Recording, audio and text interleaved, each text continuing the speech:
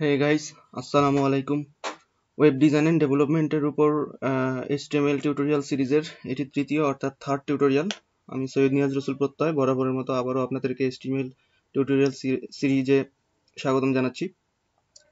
আশা করি গত দুটি টিউটোরিয়াল আপনারা দেখেছেন। তো গত দুটি টিউটোরিয়ালে সাউন্ডের একটু প্রবলেম ছিল আমাদের, আশা করি এখন থেকে আর সেটি হবে না ইনশাল্লাহ।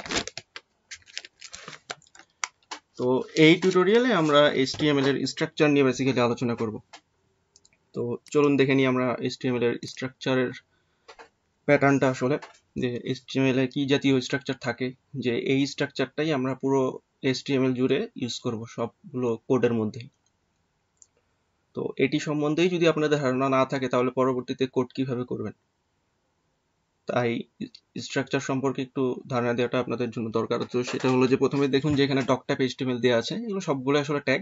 তো এই যে ডক টাইপ এইচটিএমএল দেখা পাচ্ছেন, এটা আসলে কোনো ট্যাগ না। এটা কোনো ট্যাগ না কেন? কারণ ব্রাউজারকে এই ডক টাইপটা কেবল বলে দেয় যে ব্রাউজার কোন ধরনের আসলে ডকুমেন্ট ব্রাউজার চাচ্ছে, ঠিক আছে?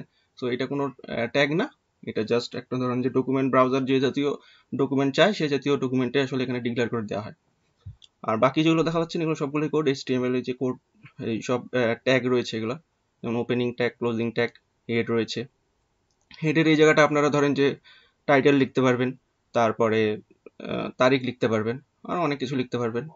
বডির এই জায়গাটা বেসিক্যালি যেটা করে যে সেটা হলো যে আপনারা যেটাই লিখবেন এখানে, তো এইটাই প্রদর্শন করবে আপনার আউটপুটে। তো আমরা যখন কোডগুলো করব তখন এই জায়গাটা আরো অনেক কিছু লিখবো, আমরা বডিতে লিখবো যখন, তখন এগুলো আসলে আউটপুটে প্রদর্শন করবে। তো বডিটাই হলো কন্টেন্ট, এই জায়গাটাতে কন্টেন্ট লেখা হয়।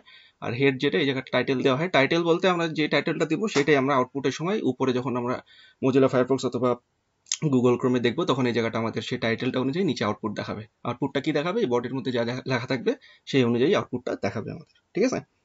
তো এই মোটামুটি স্ট্রাকচার, আর তেমন কিছু স্ট্রাকচার সম্পর্কে এখানে বলার মতো নাই।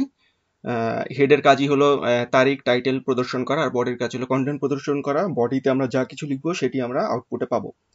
আর এই স্ট্রাকচার প্রতিটা কোডেই আমরা ইউজ করবো এইচটিএমএল এ, তাই আগে থেকে এই স্ট্রাকচার সম্পর্কে আপনাদের একটু ধারণা দিয়ে রাখলাম যাতে পরবর্তীতে নতুন না লাগে কোনো কিছু। আর এই জন্যই বেসিক্যালি এই ভিডিওটি বানানো।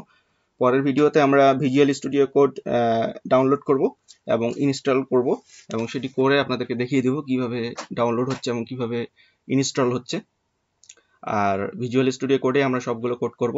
তো ভিজুয়াল স্টুডিও কোডে আসলে অনেক মজার জিনিস আছে, আমি সেটা যখন ডাউনলোড দিব, ইনস্টল দিব, যখন প্রথম প্রোগ্রাম লিখবো তখন আপনাদেরকে দেখিয়ে দিব যে আসলে মজার জিনিসটা কি। আর মোটামুটি আপনারা এতটুকু স্ট্রাকচারটা একটু মোটামুটি মনে রাখেন যাতে পরবর্তীতে প্রোগ্রাম করার সময় আপনাদের কোনো সমস্যা না হয়। পরবর্তী ভিডিও টিউটোরিয়ালে আমি আপনাদের ভিজুয়াল স্টুডিও কোড ডাউনলোড এবং ইনস্টল দেওয়া দেখাবো। আর আজকের মতো এই পর্যন্তই। আর আমি বারবার বলেছি একদম শূন্য থেকে শুরু করে যেভাবে এইচটিএমএল শুরু করে শেষ করে দেওয়া যায় বা আপনাদের শিখিয়ে দেওয়া যায় সেই চেষ্টাটাই করব আমি। পূর্ণাঙ্গ একটা ভিডিও সিরিজ টিউটোরিয়াল থাকবে এটি এইচটিএমএল এর উপরে। আর আস্তে আস্তে ওয়েব ডিজাইন এন্ড ডেভেলপমেন্টের জন্য যা যা লাগে আমি আসলে সবকিছুই করার আসলে চেষ্টা করব, সবগুলো ভিডিও বানানোর চেষ্টা করব। তো ততক্ষণ পর্যন্ত সবাই ভালো থাকবেন, আমার জন্য দোয়া করবেন, আর ভিডিওগুলো অবশ্যই শেয়ার করবেন সকলের সাথে, আর আমাদের চ্যানেলটি অবশ্যই সাবস্ক্রাইব করবেন। ধন্যবাদ। আসসালামু আলাইকুম।